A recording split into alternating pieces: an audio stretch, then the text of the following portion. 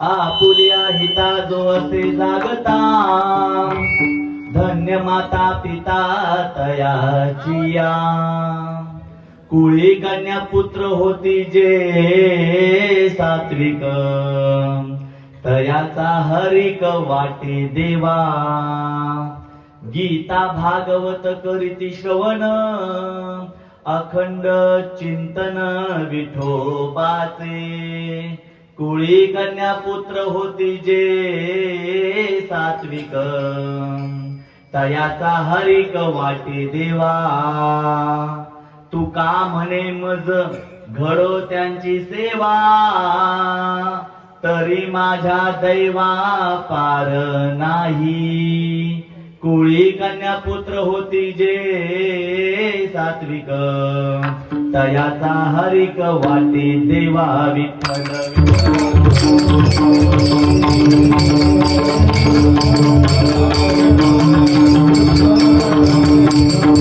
आज आपल्या श्री क्षेत्र खंडोबाची वाडी या गावामध्ये होत असलेला भव्य दिव्य असा कीर्तन सोहळा कोणाचा तरी जन्मोत्सव आहे आपल्या अण्णांचा जन्मोत्सव आपल्या अक्कांचा जन्मोत्सव पण या कीर्तन रूपी सेवेला सुरुवात करण्यापूर्वी ज्या भगवंताबद्दल आपल्या बाळू मामांनी आपली भक्ती समर्पित केली ज्या भगवंताच्या चरणी अवघे वैष्णव आपल्या हृदयातली भावना प्रत्येक आषाढीला पंढरपूरला जाऊन व्यक्त करतात अशा तुमच्या माझ्या विठ्ठलरायाला एकदा नमन करूया पंढरंग करू प्रतापमान मना पंढरंग करू प्रतापमान मना पंढरंग करू प्रतापमान मना पंढरंग करू प्रतापमान मना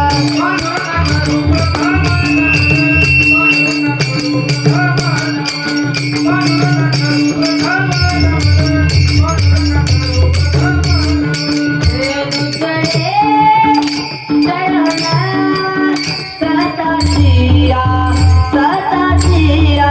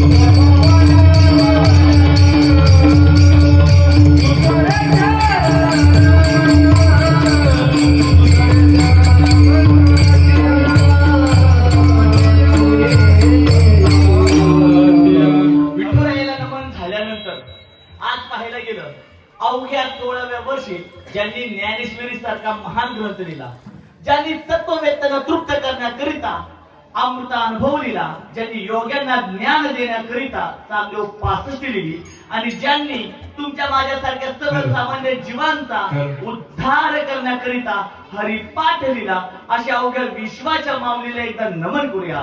ओम नमो ज्ञानेश्वरा, ओम नमो ज्ञानेश्वरा,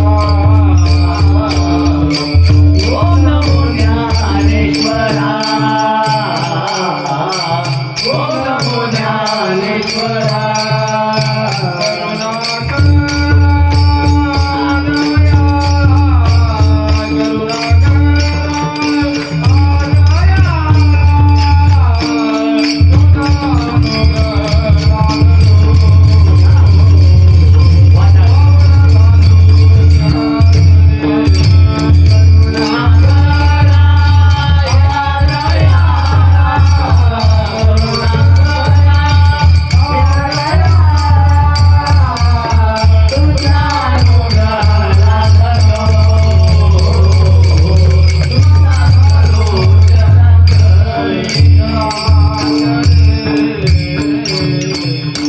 माऊलींना नमन झाल्यानंतर तसं आमच्या खंडोबाच्या वाडीकरांना सांगायची गरज नाही. ज्या देवाच्याच नावावरून आपल्या वाडीला नाव पडलं खंडोबाची वाडी, ज्या देवाच्या चरणी अवघा महाराष्ट्र नतमस्तक होतो, अवघ्या महाराष्ट्राचा कुलदैवत असणारा खंडेराया. जर एखाद्या नवीन जोडप्याचं लग्न झालं ना, शेजारची माता माऊली जातील म्हणती, अगं आई, तुला वाटतं ना तुझ्या पोराच्या संसारात गोंधळ व्हायला नको, म्हणून तू ना त्या खंडोबाचा गोंधळ घाल.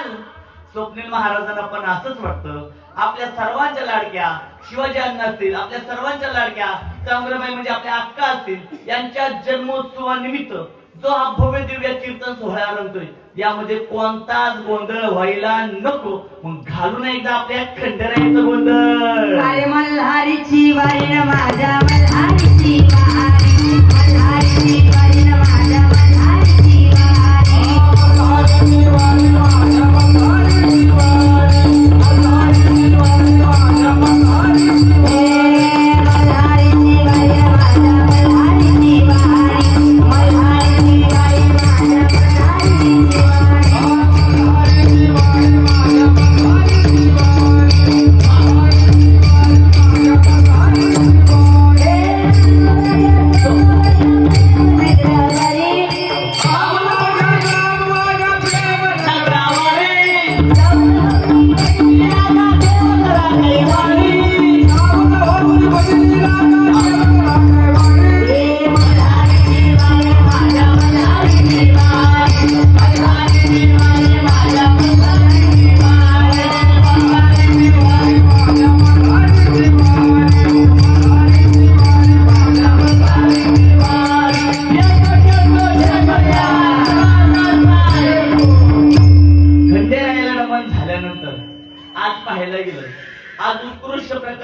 वादन करतात आमचे सर्वात लाडके शिष्य हरिभक्तपर्यंत स्वराज महाराज, म्हणून आपण सारे त्यांचा आदर करतो. उत्कृष्ट प्रकारे या ठिकाणी नृत्य करतात. लक्ष्मी महाराज असतील, श्री महाराज भिसे असतील, दिसायला चिमुकले पण आपण सारे त्यांचं कौतुक करतात.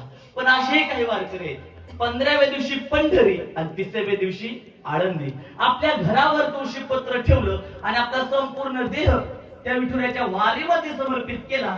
अशा निष्ठावंत वारकऱ्यांच्या चरणी एकदा मस्तक ठेवूया. मस्तक आहे पायावरी वारकरी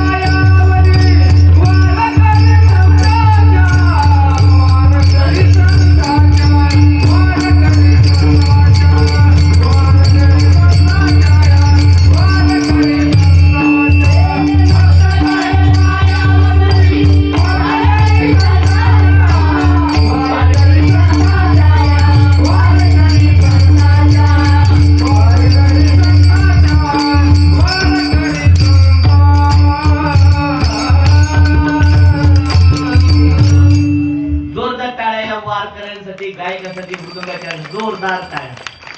खरंच आपण ज्या निमित्ताने इथे जमलोय ना, असं निमित्त एकतर आपल्या कलियुगात बघायला भेटत नाही, पण ज्या निमित्ताने इथे जमलो ते निमित्त खूप म्हणजे सर्वांना आदर्शवत असणार असं निमित्त आहे. आपल्या सर्वांचे लाडके असणारे. आता कोणत्याही ठिकाणी कीर्तनाला गेलो ना, सगळ्यात पहिल्यांदा काय म्हणायला लागतो, वैकुंठवासी, स्वर्गवासी, कैलासवासी. आता आम्हाला म्हणावं लागलं खंडोबाच्या वाडीचे वासी. आपल्या सर्वांचे लाडके शिवाजी अण्णा असतील, त्याचबरोबर त्यांच्या सुविद्य पत्नी असणाऱ्या सर्वांच्या लाडक्या आपल्या चांगुलबाई म्हणजे आपल्या अक्का असतील. या दाम्पत्याच्या जन्मोत्सवानिमित्त हा भव्य दिव्य असा धर्ममंडप उभारलेला आहे. त्यांच्या सोबत पाहायला गेलं तर त्यांचे सुपुत्र असणारे आमचे राजाराम दादा असतील, आमचे सिद्धनाथ दादा असतील, त्यांच्या सुविद्य पत्नी असणाऱ्या आमच्या राणीताई असतील, त्यांच्या अजून एक आमच्या मंदाकिनीताई, त्यांच्या सुनबाई मंदाकिनीताई असतील, त्यांच्या दोन्ही सुकन्या आमच्या जयश्रीताई असतील, त्याचबरोबर आमच्या अजून एक त्यांच्या सुकन्या मीराबाई असतील. या सर्वांच्या एकमताने हा मोठा धर्ममंडप उभारलेला आहे. खरं पाहायला गेलं फक्त धर्ममंडपच नाही बाळांनो, त्यांनी आज दिवसभरामध्ये या ठिकाणी आपल्याला आरोग्याचीही काळजी कशा प्रकारे घेता येईल याचं देखील आपल्या खंडोबाच्या वाडीकरांच्या सेवेसाठी त्यांनी उपलब्धता केलेली.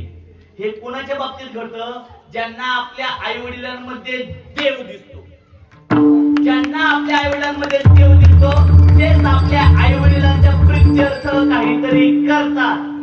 नाहीतर एवढी आता वाया गेलेली पिढी तुमचा विश्वास बसणार नाही. आपण कपडे वापरतो ना, रेमंड कंपनी आपल्या सर्वांना माहिती असेल. रेमंड कंपनीचा मालक ज्याचा मुंबई सारख्या शहरामध्ये 2 एकरामध्ये मोठा बंगला होता, करोडोचा मालक, आपल्या अख्खी संपत्ती आपल्या लेकराच्या नावावर केली. आणि आपला विश्वास नाही बसणार, जो मुंबई सारख्या ठिकाणी 2 एकरात ज्याचा बंगला होता, जवळपास 12,000 कोटीची प्रॉपर्टी होती, त्याचा अंत कसा झाला माता माऊली? भाड्याच्या खोलीत 3 दिवस बेवारस पडून मेलेलं आहे. बघायला कोण गेलं नाही का? आपल्या लेकरांनी त्यांना लाथा घालून बाहेर काढलं होतं. मग आपलं हे सिद्धनाथ दादा असेल, राजाराम दादा असतील, त्यांच्या सुकन्या असेल, मीराताई, जयश्रीताई, सुमे, या सर्वांनी ज्या प्रकारे आपल्या आई वडिलांचा, आपल्या आजी आजोबांचा, आपल्या सासू सासऱ्यांचा ज्या प्रकारे हा उत्सव साजरा करतात ना, हा उत्सव फक्त खंडोबाच्या वाडीकरांसाठीच आदर्शवत नाहीये किंवा अवघ्या महाराष्ट्रापुरता आदर्शवत नाहीये. संपूर्ण विश्वामध्ये ज्या ज्या माता पितांना वाटतं की आमच्या पोटी अशी सात्विक लेकरं जन्माला यावीत, त्यांच्यासाठी आदर्श आहे.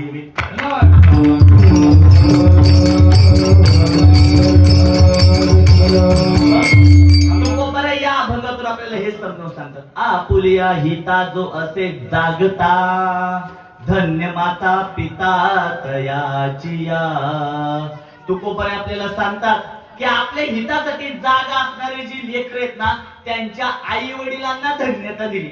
आपल्यात म्हणतात ना, नवऱ्याने कोणतं पुण्य केलं त्याचा अर्ध पुण्य त्याच्या बायकोला मिळतो, बरोबर का नाही? पण नवऱ्याने कोणतं पाप केलं त्याचा अर्ध काय, मुंगी इतकं पण पाप बायकोला लागत नाही. आम्हाला वाटायचं पृथ्वीवरच लेडीज फर्स्ट असेल, पण देवाच्या दरबारात पण लेडीजला फार मान सन्मान आहे. पण या ठिकाणी काय सांगतात तुकोबाराय, जी लेकरं आपल्या जीवनामध्ये येऊन जीवनाचा खरा मर्म, अर्थ, रहस्य कळलं आणि आपलं वागणं नैतिकतेला धरून करायला लागली, आपला देह इतरांसाठी झिजवायला लागली. तुका म्हणे आता उरलो उपकारा पुरता, या भावनेतून जीवन जगायला लागली. त्यांनी जीवनाचा खरा उपदेश समजून घेतला, आत्मसात केला आणि अशा लेकरांना जे पुण्य प्राप्त होतं ना, ते पुण्य फक्त त्या लेकरांपुरतं मर्यादित राहत नाही. त्या पुण्याचा परिपाक त्याच्या आई वडिलांना धन्यतेच्या स्वरूपात तुकोबाराय देतात.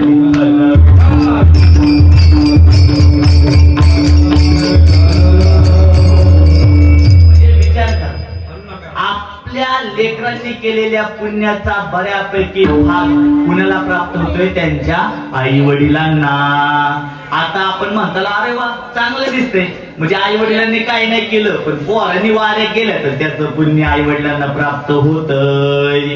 आता मला सांगा, जर ज्या आई वडिलांनी पोरांना लहानपणी संस्कार दिले नाहीत, खिशात तंबाखूची पुडी सापडली तरी आईने लपून ठेवली, कधी पोरग पिऊन रस्त्यात पडलं, चौकात पडलं तरी गपचूप उचलून आणलं, बाप यायच्या आधी झोपावलं, ती पोरग कधी वारीला जाईल का? नाही. लहानपणी आई वडिलांनी जसं पेरले पोराच्या मनामध्ये संस्कार तसेच पुढे जाऊन उगवणार आहेत. पोराने पुढे जाऊन कितीही मोठा पुरुषार्थ गाजवला तरी पण त्याच्या मुळात पाहिलं गेलं तर त्याच्यात आई वडिलांचं कष्ट असतं. विठ्ठल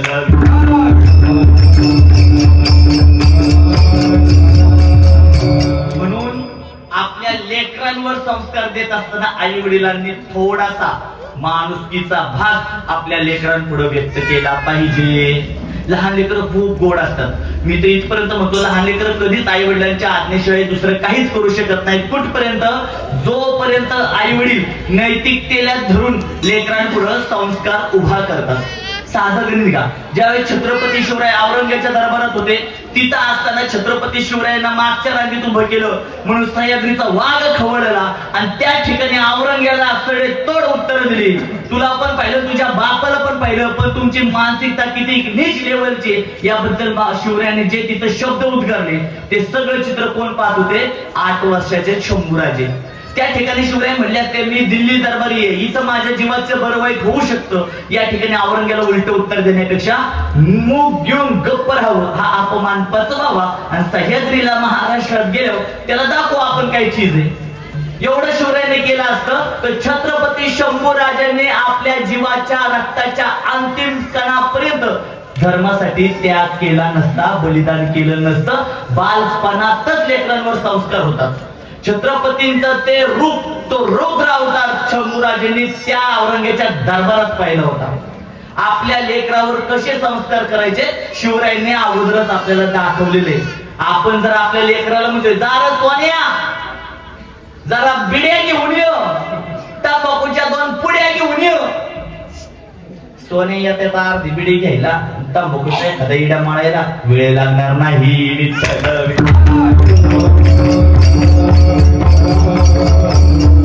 मुलांना सांगून जेवढी मुलं शिकत नाही ना तेवढी निरीक्षणाने शिकतात. तुम्ही पोरांना मला सांगा, आजपर्यंत कोणत्या आई वडिलांनी पोरांना शिव्या शिकवल्या? नाही शिकवल्या. पोरं कुठं शिकली? घरात शिकली बर का. पोरं म्हणतात, आमच्या आप्पांना लय राग आला ना, आप्पा असं रागाच्या ताठ्यात चिडल्यावर आईला काहीतरी बोलतात, मग ती पोरग पण तसंच बोलतं. मी पोरांवर का सांगतो? आपण इथून गेल्यानंतर आपलं अस्तित्व कुणामुळे राहणार आहे जिवंत? आपल्या पोरामुळे राहणार आहे. म्हणून आपल्या लेकरांवर संस्कार देणं गरजेचं आहे. अहो विचार करा, आज आम्हाला 2 एकर जमीन असते, आम्ही कॉलर टाईट करून जातो, आम्हाला 2 एकर ऊस आहे बरं का. बारामतीला तर 2 एकर म्हणतोय, पण ज्यावेळेस आम्ही गाठाच्या खाली घेतो ना त्यासोबत आम्हाला 4 गुंठे जमीन आहे बरं का. गुंठे चालत लोक आता काय, पण इकडं बारामती या साईडला चांगली लोकांना 4-4, 5-5, 10 एकर जमीन आहे. अग्निता असणारा व्यसनाचा वेळ आपल्या लोकांना लागला नाही. माणुसकीने पाळत असणारी आई वडिलांची सेवा करणारी लेकरं या मातृभूमीमध्ये आहेत. त्यामुळे अजूनही इथे नैतिकता टिकून आहे. पण 2 एकर जमीन असली तरी कॉलर टाईट करून चालले तुम्ही आम्ही. याच भारताला ज्यांनी 1, 2, 3, 4, 5 नाही 65 लाख एकर जमीन दान करून दिली असे भूदान चळवळीचे जनक आचार्य विनोबा भावे. लहान होते, लहान असताना संस्कार कसे मुलांमध्ये पडतात. लहान होते, आई म्हणाली, विनोबा आपल्या घराजवळ महादेवाचं मंदिर आहे. तिसरीच होते विनोबा. आणि त्या महादेवाच्या पिंडीला रोज 1 तांब्या पाण्याचा रुद्राभिषेक करत जा. लहान मुलं ऐकतात. विनोबा रोज 1 तांब्या पाणी घ्यायचे, पिंडीवर रुद्राभिषेक करायचे आणि शाळेत जायचे. दिवसाप्रमाणे दिवस गेले. सोमवार, मंगळवार, बुधवार, गुरुवार, शुक्रवार, शनिवार 6 दिवस गेले. आता आला रविवार. रविवार म्हणजे सुट्टी. विनोबाने एक हिशोब केला. म्हणजे आई ऐक ना, म्हणली काय? आई हो, सोमवार ते शनिवार 6 दिवस, 6 दिवसाचे 6 तांबे मी ते महादेवाच्या पिंडीवर पाणी वाहिलं. अगं आई आज ना रविवारी आणि मी वर्षाचा हिशोब काढलाय. 6 दिवसाचे 6 तांबे, एका वर्षात 365 दिवस आणि आज मला सुट्टी. मी एक काम करतो, आजच महादेवाच्या पिंडीवर 365 पाण्याचे तांबे ओततो ना निघून. आई म्हणली, अरे विनोबा तुला काय वाटतं त्या महादेवाला काय तुझ्या पाण्याची तहान आहे का? मग आई का करायचं? अरे विनोबा, ज्या ज्या वेळेस तू त्या महादेवावर पाण्याचा रुद्राभिषेक करशील ना, त्या क्षणाला तुझ्या हृदयामध्ये आपल्या संस्कृतीबद्दल आतोनात विश्वास आणि आनंद भाव निर्माण होईल. लहानपणामध्ये हा संस्कार त्यांच्या मातेने दिला. जस हेच विनोबा स्वातंत्र्यासाठी लढत असताना तुरुंगामध्ये आतमध्ये असताना बंदिस्त त्यांनी तुरुंगात बसून जसं ज्ञानोबारायांनी गीतेवर ज्ञानेश्वरी ग्रंथ लिहिला, विनोबांनी गीतेवर गीताई नावाचा ग्रंथ लिहिला.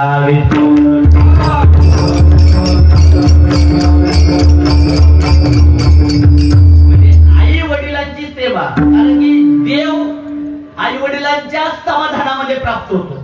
तुमच्या एखाद्या कृतीला पाहून तुमच्या आई वडिलांचं हृदय गदगद होत असेल, त्यांना उत्कर्ष प्राप्त होत असेल, तुमच्या आई वडिलांच्या चेहऱ्यावर तो आनंद झळकत असेल ना, तुमच्या इतका श्रीमंत कोणीच नाही. विचार करा, एका राजाला स्वप्न पडलं बरं का. काय स्वप्न पडलं? मला माझ्याकडून निरपराध 2 पुरुषांचा आणि एका महिलेची हत्या झाली. वाईट स्वप्न पडलं. पहाटे 4 ला उठले. त्या राजाला वाईट वाटायला लागलं, अरे मी कसं काय, मी युद्ध खेळतो, रणांगणावर माझा पराक्रम गाजवतो, पण मी कधी कोणत्या निर्दोष व्यक्तीला मारत नाही. माझ्याकडून असं वाईट स्वप्न पडलं, आता करायचं काय? पण त्या राजाला माहिती होतं, गुजेरीने हित कोण सांगे. मग राजा कुठे गेला? आपल्या गुरुकडे गेला. गुरुदेव गुरुदेव, रात्री मला असं विचित्र स्वप्न पडलं, माझ्या हातून निरपराध असलेल्या 2 पुरुषांचा आणि एका महिलेची हत्या झाली. गुरुदेव असं का झालं? गुरुदेव त्रिकाल ज्ञान होते, त्यांनी डोळे बंद केले. म्हणजे राजा बरोबर आहे, तुझ्या हातून 2 पुरुषांचा आणि एका महिलेची हत्या झाली आणि पहाटेच पडलेलं स्वप्न सत्यामध्ये उतरायला वेळ लागणार नाही. तू एक काम कर, तू इथं निरपराध व्यक्तींना मारण्यापेक्षा वनामध्ये जा. आणि तू तर राजा आहे, आणि राजा असल्यामुळं तू शिकारी केली तरी तुला पुरुषाचं आणि स्त्रीची हत्या केल्यावर जेवढं पाप लागतं तेवढं लागणार नाही. तू वनामध्ये जा, 2 नरांना आणि एका माधीची शिकार कर, तू या पापातून दूर होशील. गुरुची आज्ञा ऐकली. शस्त्रधान केले, हातामध्ये बाण घेतला, भात्यामध्ये बाण ठेवले, धनुष्य हातामध्ये चढवलाय, रथामध्ये बसलेत, घोड्यावर बसलेत आणि एकटेच चाललेत. कुठं? वनामध्ये चाललेत. वनात गेले. आता त्या राजाने युद्धामध्ये पराक्रम खूप गाजवला, पण कधी शिकार केली नव्हती, संस्कारच नव्हते ना. एखाद्या निरपराधी जीवाला का मारायचं, असा अतिशय मनाने चांगला असणारा राजा पण मनुष्याची हत्या होऊ नये म्हणून प्राण्यांची हत्या करायला कुठे गेला? पण वनात गेला. दिवसभर फिरतोय, पण त्याला काही शिकार सापडेना, त्याला माहितीच नाही शिकार कशी करायची. पण राजा चतुर होता. राजाने विचार केला, ज्या अर्थी आपल्याला तहान लागते अगदी त्याच प्रकारे प्राण्यांना पण तहान लागेल. मग राजा कुठे गेला? एका तलावाच्या पाणवठ्यावर गेला. झाडावर बसून शरसंधान करून वाट पाहतोय कुणाची, एकतरी प्राणी येईल, त्याची मी शिकार करेन. आणि त्या ठिकाणी एक युवा अवस्थेत असणारं लेकरू आपल्या आंधळ्या आई वडिलांना काशीला घेऊन जात असताना कावडीमध्ये बसवले आणि खांद्यावर त्यांना घेऊन कुठे चाललाय? काशीला चाललाय. आई वडिलांना तहान लागली. अरे बाळा, इथं पाणी कुठे दिसतंय का बघ. तेवढ्यात त्याला पण तो तलाव दिसला आणि त्या तलावाच्या काठी आई वडिलांना बसवले. हा बाळ आपल्या हातामध्ये कमंडलू घेतलाय आणि पाणी आणण्याकरता त्या पाणवठ्यावर गेलाय. ऐका, आई वडिलांना घेऊन चाललंय काशीला. बरोबर त्या आई वडिलांना तहान कुठे लागली? त्याच पाणवठ्यावर. हा राजा शिकार करायला गेला अख्ख्या जंगलात, पण त्याला बुद्धी कुठं झाली शिकार करायला जायची? त्याच पाणवठ्यावर. ऐकून घ्या, हे काय माहिती का, तुमचं माझं सगळ्या जीवनाची स्क्रिप्ट देवाने आधीच लिहिली. पहिले रचा प्रारब्ध, पिछो रचा शरीर. पहिल्यांदा तुम्ही कुठे जन्माला येणार? देवाने लिहिलं. तुमचं कोणासोबत विवाह होणार? देवाने लिहिलं. तुमचा कुठं अंत होणार? देवाने लिहिलं. आणि मग आपलं शरीर तयार केले. मग त्या ठिकाणी ती चौघ आले ते. आता हा पाणी घेण्याकरिता त्या तलावाच्या किनारी गेला. कमंडलू पाण्यामध्ये बुडवलेलं आहे, पण कमंडलू अर्धवट भरला, त्याचा बुडबुड आवाज आला. अतिशय शौर्यशाली असणारा चक्रवर्ती सम्राट या राजाने ओळखलं, इथं कोणता तरी पाण्याचा आवाज बुडबुडत येतो, या अर्थी इथं कोणता तरी प्राणी आला आणि ध्वनी भेदक नावाचा बाण त्याने त्या दिशेने सोडून दिला. तो धनुष्य बाण करत तिथं पाणी भरायला आपल्या आई वडिलांसाठी पाणी घ्यायला आलेल्या त्या बाळाच्या कंठाला लागला आणि तो बाळ ओरडला, त्यावेळेस त्या राजाला कळून चुकला, इथं कोणता प्राणी नाही तर इथं कोणता तरी मनुष्य मदत पावले. बाजू जाऊन पाहतोय तर युवा अवस्थेत तेजस्वी असताना एक युवा त्या ठिकाणी घायाळ झालेले आहे. राजाने त्याला आपल्या मांडीवर घेतलं आणि त्याला म्हणाले, अरे बाळा, आगाऊ धानाने माझ्याकडून तुला बाण लागलेले आहे, पण बाळा तू हे कशासाठी? म्हणला, माझ्या आईला पाणी घेण्यासाठी. त्यावेळेस ते म्हणाले, मला माफ कर, तुझी शेवटची कोणती इच्छा असेल ती सांग. तर तो बाळ म्हणतो काय? तो बाळ म्हणतो, माझी शेवटची इच्छा एवढीच आहे, अर्धवट भरलेला पाण्याने कमंडलू पूर्णपणे भरा आणि माझ्या तहानलेल्या आई वडिलांची तहान भागवा. आता आहेत का अशी पोरं? महाराज, आता 2 महिन्यापूर्वी घडलेली घटना बंगलोरमध्ये त्या वडिलांची 6-7 हजार कोटीची प्रॉपर्टी आणि ते वडील फक्त पोराला म्हणायचे, बाळा आपला एवढा मोठा व्यवसाय, तू काय कर, MBA कर, मास्टर ऑफ बिझनेस ऍडमिनिस्ट्रेशन, व्यावसायिक शिक्षण कर, जेणेकरून आपल्या व्यवसाय तू अजून चांगल्या प्रकारे वाढवशील, एक्सपान्शन करशील. ती पोरग म्हणायचं, नाही मला हॉटेल मॅनेजमेंटच करायचंय. आता ज्याची त्याची आवड वेगळी. बाप म्हणायचं तू व्यवसाय कर, पोरग म्हणायचं मला हॉटेल टाकायचंय. त्या दोघांमध्ये वाद एवढा शिगेला पोहोचला. त्यावेळेस त्या पोराला राग अनावर झाला आणि आपल्याच बापाचा, वय वर्ष फक्त 22 वर्षाच्या पोराने आपल्याच बापाचा आपल्याच आईच्या समोर खून केला. आता पोरग, बाप तर गेला, नवरा तर गेलाय, आता पोराला पण तुरुंगात जायला नको म्हणून त्याच्या आईने आणि त्या पोराने निळ्या ड्रम मध्ये त्याच्या बापाचे तुकडे केले, भरले आणि कुठे घेऊन चालले टाकायला. ते सगळं सापडल्यावर कळालं, पण माणूस की गेली कुठं तुम्हीच मला सांगा. काय करायचं त्या हजारो कोटीच्या प्रॉपर्टीला? त्यापेक्षा ही लेकरं बरी आहेत ना, आमचे सिद्धनाथ दादा असेल, राजाराम दादा असेल, जयसूर्य असेल, आमची मीराचे असेल, अहो अशी लेकरं पाहिजेत, नको आम्हाला करोडो रुपये. पुत्र भावायचा गुंडा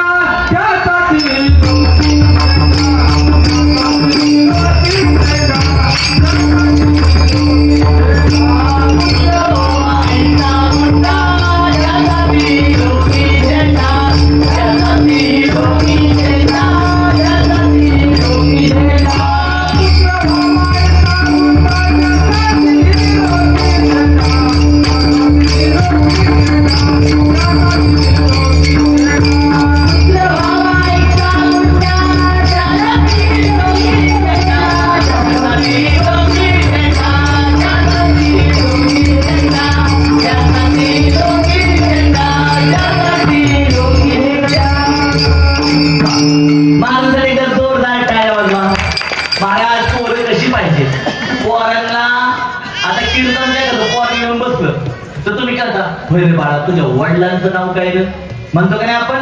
पण तीच पोरग चौकात उभं राहून डीजेवर येण्यासारखं नाचतं, 2-4 शिव्या देतो, त्याला तुम्ही म्हणता होय रे पिंट्या तुझ्या वडिलांचं? नाही तुम्ही म्हणता ए पिंट्या तुझ्या बापाचं नाव काय रे? बाप कुठं व्यक्त करायचा, वडील कुठे व्यक्त करायचे ना, समाजाला चांगलं कळतं. त्यासाठी आपण आपल्या लेकरांना संस्कार देणं गरजेचं आहे. छत्रपती शिवरायांना जसे आमच्या जिजाऊ बाळासाहेबांनी संस्कार दिले, त्यांच्या त्या संस्कारातून या ठिकाणी स्वराज्य उभं राहिलं. अगदी त्याच प्रकारे आमच्या चांगुणाबाई अक्कासाहेब असतील, आमचे शिवाजी अण्णासाहेब असतील, या दोघांच्या माध्यमातून त्यांच्या 4 लेकरांना जे संस्कार लाभले ना, त्यातून काय निभव होते ते अभंगाचं प्रथम चरण. आपुली आहे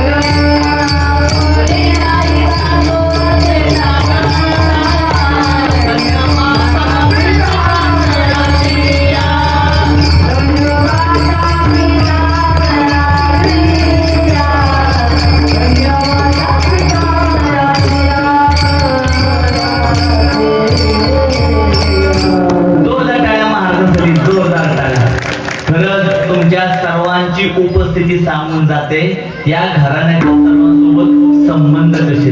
तुम्हाला माहिती का, माझं ना प्रवचन फुरसून गेलो होतं दाब्यात. मी गेलो आणि तिथं तुपे साहेबांच्या तिथं दशक्रिया विधी खूप मोठे आहे.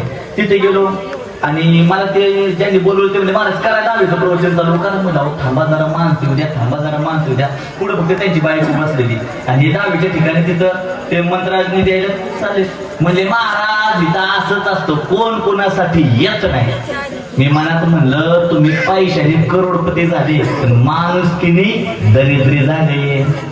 असंच आपल्या गावासारखे गाव होतं आणि त्या विठ्ठल विठ्ठल विठ्ठल विठ्ठल विठ्ठल असंच आपल्या गावासारखे गाव होतं आणि त्या गावामध्ये एक सावकार होता बरं का. त्या सावकाराचे सर्वांसोबत आर्थिक व्यवहार होते आणि माता माऊली त्या सावकाराचं मांजरच मेलं. सावकारचं मांजर मेलं म्हणून अर्ध गाव मांजरच्या मैतीला सावकारचं मांजर मेलं, सावकारचं मांजर मेलं. आणि 4 दिवसांनी सावकारच मेला, मैतीला कोणच गेला नाही. म्हणलं आता का जायचंय, सावकार मेला तर आर्थिक व्यवहार राहण्यात काय अर्थ नाही. पण आज पाहायला गेलं एवढा मोठा जनसमुदाय आणि सगळे आज अनमोल वेळ खर्च करून इथे आलेलं बरं का. असं नाही की फक्त आमच्या खंडोबाच्या वाडीतली सगळे आले, त्यांचे पैक पाहुणे आले ना. आमच्या या चारही लेकरांनी, मीराताई, जयश्रीताई, आमचे सिद्धनाथदादा, राजाराम दादा यांनी ज्यांच्या सोबत आमच्या शिवाय आमच्या अण्णांचे किंवा अक्कांचे असतील यांच्या माध्यमातून ज्यांच्यासोबत माणुसकीचे ऋणानुबंध जोडले गेले ती लोक आज त्यांच्यासाठी इथं उपस्थित आहेत. आणि हा मोठा आदर्श आहे. मी तर इथपर्यंत म्हणतो ठीक आहे, वर्ष श्राद्धाचं कीर्तन होत जातात, पुण्यस्मरणाचे अनेक कीर्तन होतात, पण येणाऱ्या काळात हात पायाला पडला पाहिजे. आपले आई वडील जिवंत असताना त्यांचा एखादा तरी असा मोठा जन्मोत्सव साजरा करण्यात यावा. विठ्ठल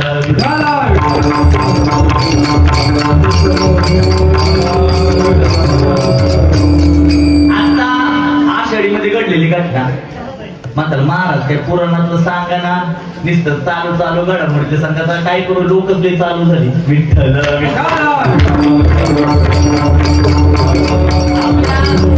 आषाढी एकादशीला वारी निघली आळंदीतून पंढरपूरला आणि त्या ठिकाणी एक सुशिक्षित व्यक्ती टू व्हीलरवर आला आणि आपल्या आई वडिलांना पुढे सोडलं. गरुड थांबे का तिथला पूल, त्या पुलावर आई वडिलांना गरुड सोडलं आणि निघून गेला.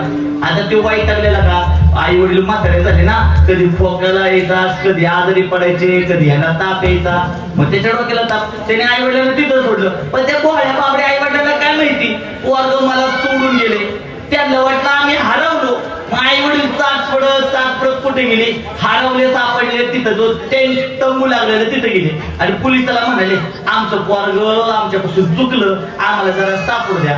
पोलिस हुशार, आता सगळीकडे ना सीसीटीव्ही लागले बरं का. पहिलं नव्हतं असं, पहिलं देवाचेच कॅमेरे होते. देवाच्या कॅमेऱ्यातून देव मोठ्या मनाचा होता. देव म्हणायचा जाऊ द्या, एवढा अपराध झाला, चुकल, येईल कधीतरी देव आपल्याला संधी द्यायचा. पण आता सगळ्यांच्या मोबाईल मधून कोणच चुकत नाही. देव इतका हुशार झालाय ना, बरोबर त्याचं पितळ त्याच्यापासूनच उघड करतो. खरं त्याची वरात कशी निघली माहिती ना तुम्हाला, टीव्हीला रोज तीच चालले वरात. मग त्याच्यात तिथं सीसीटीव्ही काही जी न्यूज वाले लावायला गेलते का, एबीपी माझं वाले लावायला गेले नाही, ते सीसीटीव्ही खराबच लावले होते. पण देव म्हणला लय खराब झाला, त्याची वरात काढू, बरोबर तुरुंगात वरात केली. आणि मग त्याला चालता येणार, बसता येणार, मग ते ताकद राहिली नाही. कायद्याचा बाले किल्ला नाशिक जिल्हा काय. पण आता का ज्यावेळेस गरज होती, ज्यावेळेस कळत होतं त्यावेळेस वेगळ्याच तो आपल्या भान होतं. हे समजायला पाहिजे. माणसाने भानावर येणं फार गरजेचं आहे. जोपर्यंत माणसाला अद्दल घडतंय तोपर्यंत माणूस जागेवर येत नाही.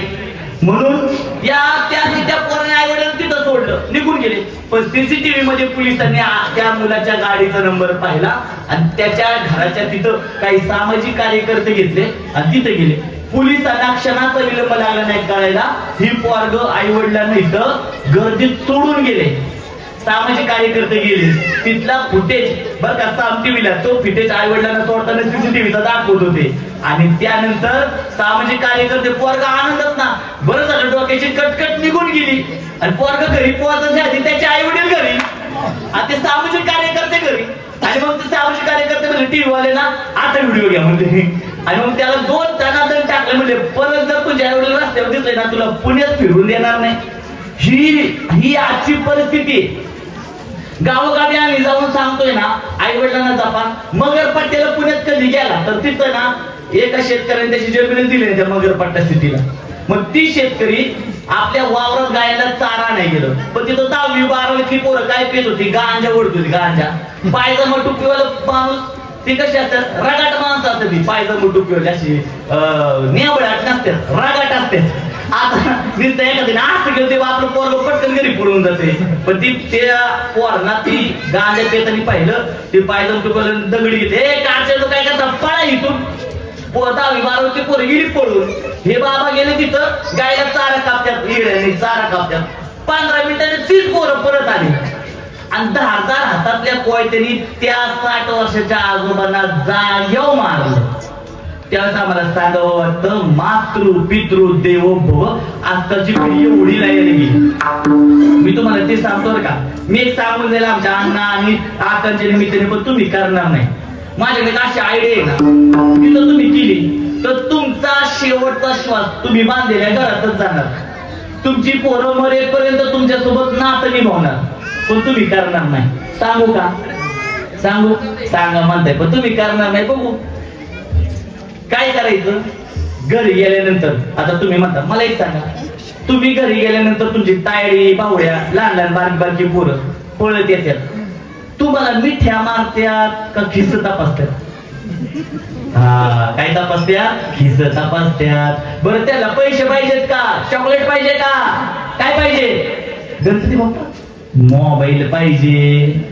लहान लहान लेकरांना ते व्यसन लागलं. आपल्या आई वडिलांबद्दल प्रेम असणार ते सगळं निघून गेलं, त्या मोबाईल मध्ये अडकली पोरं. आजोबा म्हणतात, हा माझ्या सोन्याचं माझ्या लय जीव आहे, आमचा नातू मांडवी एकदा बसला की 2 तास सोडत नाही मला. नातवाच्या हातातला मोबाईल बाजूला घ्या, आजोबाशी 2 मिनिटं पोरग बसणार नाही. म्हणून त्या मोबाईल पासून वाचलं पाहिजे. आज घरी गेले काम करा, काय केलं होतं, महाराज तुम्ही किती पण सांगा, पण माझ्या तायडीचा माझ्या भावड्याचा माझ्या लय जीव आहे. आज आमच्या अण्णा आणि अक्कांची निमित्ताने जन्मोत्सवी ना, त्याला साक्षी ठेवून मी सांगतो, आज घरी गेल्यावर तुम्हाला कळलं तुमच्या भावड्याचा तायडीचा तुमच्यावर किती जीव आहे. ज्यांची 10वी 12वी झाली त्या पोरांचं सांगतोय, त्यांचा तुमच्या जीव आहे का नाही आजच कळत. घरी जायचं, म्हणायचं, तायडे बावड्या तुझा मोबाईल दे रे, आणि आता हा मोबाईल मी तुला परवा संध्याकाळी देणार बरं का. कुत्रा हळूच फुटत नाही. तायडीने भांडी आदळ सुरुवात केली, नाही भावड्याने उलट पालट बोलायचं, नाव बदलून ठेवा. तर मित्र आई कशाला ते, नाही दिवड मला चालत बरं, माझं महत्वाचं अभ्यास येते करत. मोबाईल मध्ये असं नक्की आहे.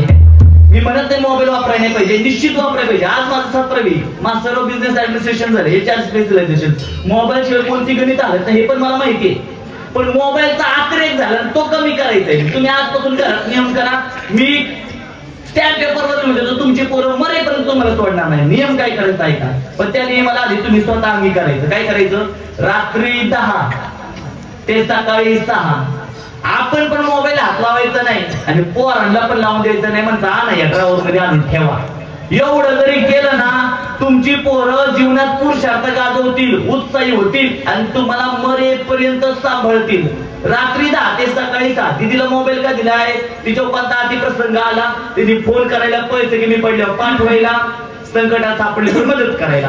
रात्री 10 ते सकाळी 6 बेडरूम मध्ये तिला कोणतं संकट येणार आहे, काही गरज नाही मोबाईलची. बावडेला पण काहीच गरज नाही. रात्री 10 ते सकाळी 6 लेख खोलात जाऊन सांगणं बरोबर नाही. माझं वय नाही हो, मी तसं अर्थ होतं, मला देवाने लवकर मात्र करावं. लेख बोलायचे, समाजाला असं बोलायचे ना, आता वय बारीक पडतं. शास्त्र सांगतं माणसातला पशु जागा होतो दिवसाच्या 4थ्या प्रहरानंतर.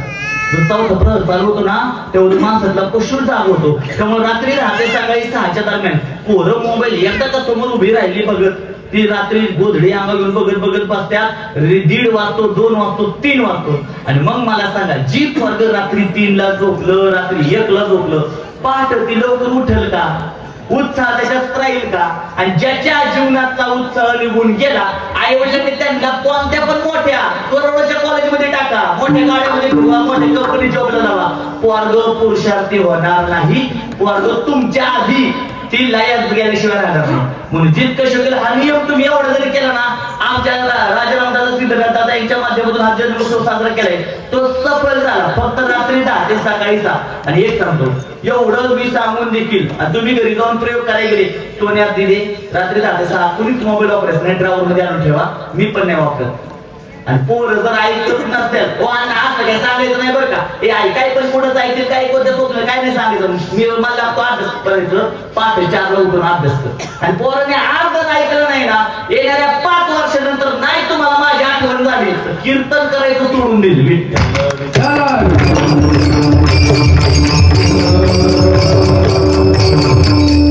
तुम्ही एवढ्या नियम पाळला तर आपल्या घरामध्ये कसली लेकरं जन्माला येतात तेच आपण दुधी चरण. मुळी कन्यापूत होते देवाची. मुळी कन्यापूत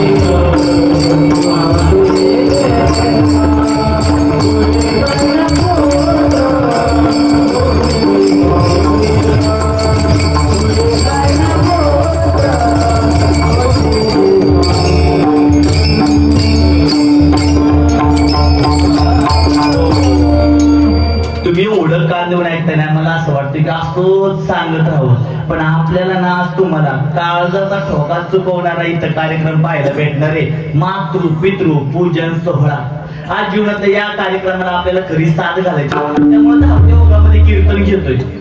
तर तिसऱ्या चॅनलकडे जात असताना तुकोबारे खूप चांगल्या प्रकारे सांगतात, गीता भागवत करीती श्रवण अखंड चिंतन विठोबाचे. 2 ग्रंथांचा दाखला तुकोबारायांनी दिला की आपल्या घरामध्ये हे 2 ग्रंथ असले पाहिजे.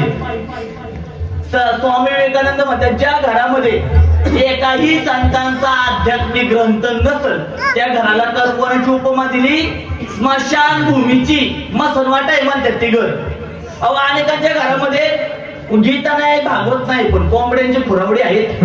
कोंबडी तर कुठं अंडा घालते, कपाटात घालते. ती आम्ही आधी गेलो ना तिथं, गावाचं नाव नाही जायला म्हणजे तोंडातून, त्या घरामध्ये गेलो आम्ही चहा प्यायला बसलो, टीव्हीच्या मागूनच कोंबडीने अशी उडी मारली. आम्ही तर बाबा बरोबर आम्ही घाबरलो म्हणलं महाराज नाही ती बाहेर ना अंडी पळून येतो, आम्ही घरातच अंडी का पावलं. चालू दे आता काय बोलायचं तुम्हाला.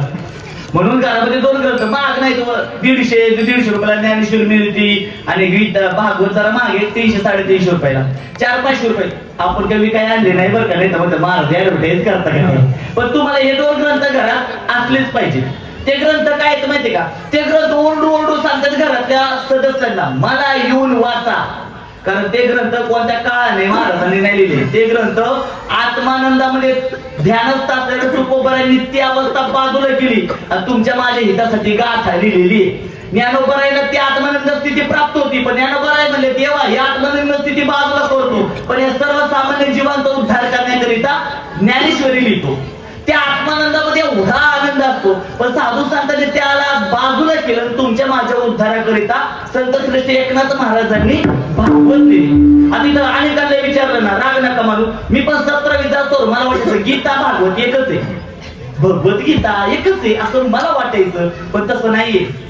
गीता म्हणजे भगवान कृष्णाने अर्जुनाला कुरुक्षेत्रावर जे सांगितली ती गीता. आणि भागवत म्हणजे काय, पहिल्या अवतारापासून 10व्या अवतारापर्यंत भगवंतांनी ज्या जे अवतार घेतले, ज्यामध्ये एवढ्या भक्तांचा उद्धार केला, ज्या दुष्टांचा संहार केला, त्याचं सगळं वर्णन कशात आहे, भागवतात आहे. आपण वास्तविक ज्याला वाटलं चला आता सगळ्यांनी सांगितलं गीतेतून ज्ञान मिळतं, गीतेतून ज्ञान मिळतं, सगळ्यात अगोदर तुम्ही ग्रंथ कोणता घेता, गीता वाचायला घेतात. मग अरे गीता घेतली, ह्यात फक्त अर्जुन पुसले, ह्यात कर्ण सापडना, ह्यात द्रौपदी सापडना, कुंती सापडल कशी? त्या दोघांचा संवाद आहे. म्हणजे तुम्ही पहिलीच्या वर्गात आले बसायला 12वीचं पुस्तक घेऊन बसले, समजणार नाही. अध्यात्म लोक कंटाळतात, हे गेले अवघड वाटतं. बसायला उदर भागवत पाहिजे. भागवत वाचलं. भागवत कोणी सांगितले? शुकाचार्यांनी. आता जे आपण गुरुपौर्णिमा साजरी करतो ना, वेदव्यास महर्षी त्यांचे सुपुत्र शुकाचार्यांनी कुणाला सांगितलंय? जो चक्रव्यूहामध्ये अडकला होता अभिमन्यू, त्याची पत्नी उत्तरा, आणि उत्तरेच्या पोटी जे लेकरू जन्माला आलं परीक्षित राजा, त्या दोघांचा संवाद म्हणजे कोणते? भागवत. तेच आपण तृतीय चरण.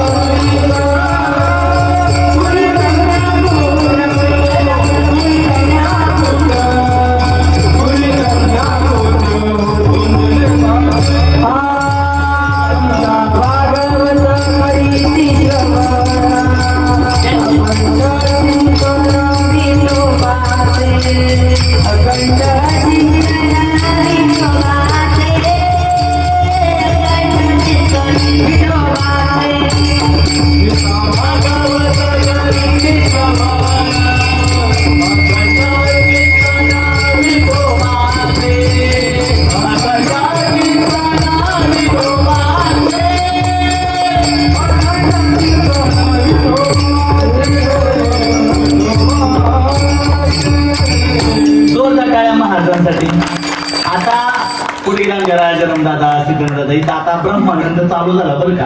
ह्यांना पण माहितीये यानंतर आम्ही 9 ते 11 पिंपरी बुद्रुक मध्ये कीर्तन आहे. वेळेत सोडायचे पण तरी देखील ते पुढचं गायन का करतात ते कारण ती ओढ लागली. आणि हा ब्रह्मानंद ज्या ज्या ठिकाणी व्यक्त होतो त्या त्या ठिकाणी समजायचं साक्षात भगवंत इथं आला. विठ्ठल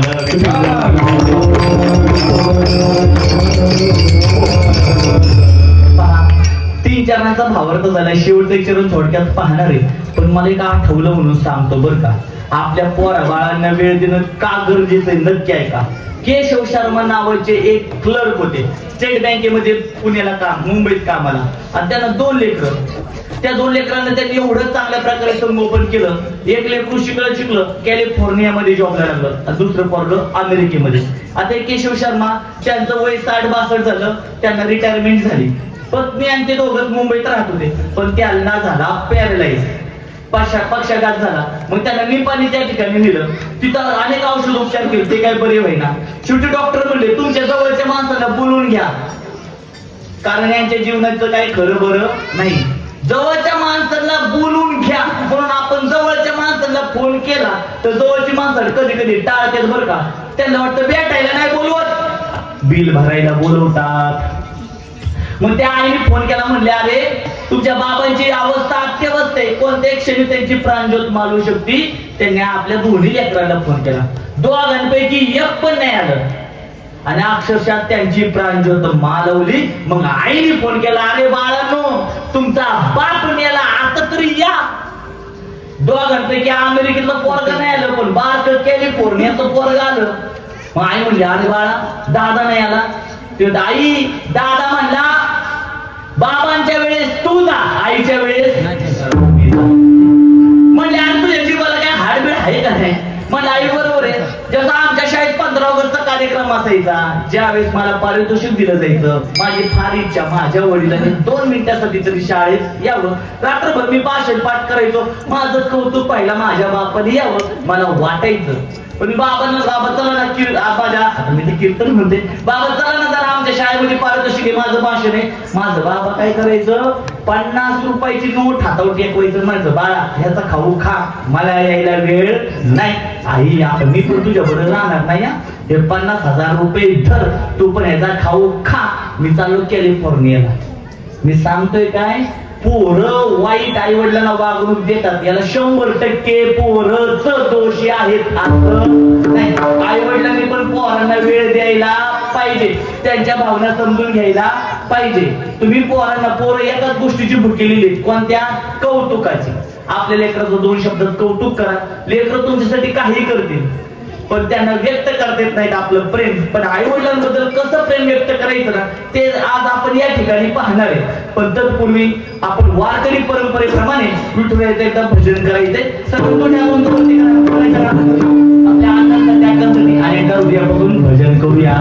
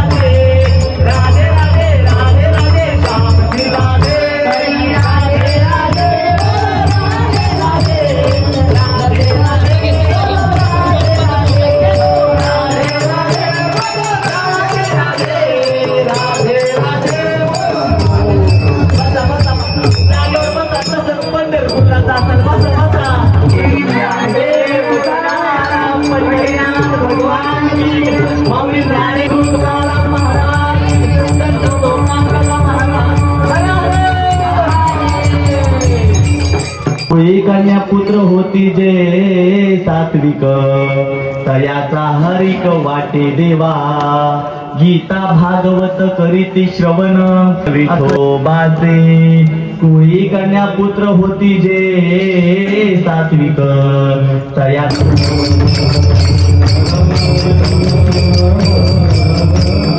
एक सांगू का, देवाच्या भजनात अशी टाळी वाजवण्यासाठी वयाची 40 जाती काय कायची, पण हीच टाळी आजी, हीच टाळी इथं वाजवण्यासाठी ना माणसं देवाच्या घरीच गेली तर एवढी वर टाळी जात नाही. आणि हा ठेका घ्यायला मग तर अख्खं समर्पण लागतं. त्यावेळेस एखाद्याला वाटतं देवाच्या भजनात आता ठेका घ्यावा, दांडियामध्ये घुसून घुसून करते, पण ठेका घ्यायला इथं म्हणल्यावर नको. देवाच्या जत नाचायचं कसं, काय काय स्टेपच कळत नाही. स्टेप काय, भावविश्व भावनामय. देव कशाचं मुख केलेलं आहे, देव भावाचा मुख केलं. सांगू असं वाटतं पण वेळ कमी पडतो. राजा काय सांगू, एक पोर होतं असं बकरी वाळायचं.